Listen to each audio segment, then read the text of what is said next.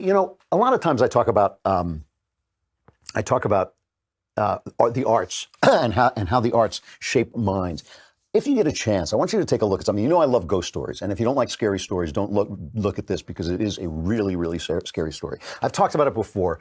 The Woman in Black. It was made into a big movie. It's been one of the longest running two-person plays in the West End in London. It is a really, really frightening play. It was written by this lady, Susan Hill, who also writes detective stories. I don't know. I think she's a Tory. She's English, obviously. I think she's a Tory. I don't know very much about her political opinion. I don't care. I'm not ascribing any political opinion to her.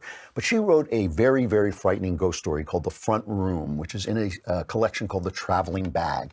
And The Front Room is doubly frightening, not just for the things that happen in it, but because the people in it make a terrible mistake by trying to do the right thing, by trying to follow Christian principles.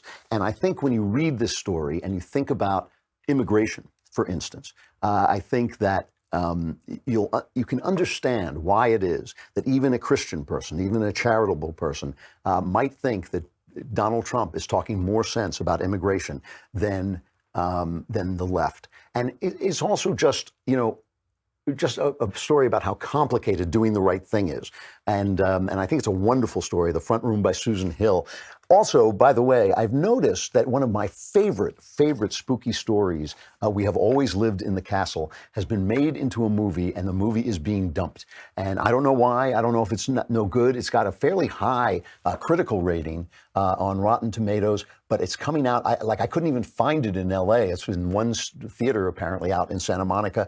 But I'm going to try and find it. I hope you try and find it. If you don't find it and you've never read the book, We Have Always Lived in the Castle, it is just a wonderful book by Shirley Jackson, who wrote the famous story, The Lottery, also wrote the famous ghost story, The Haunting.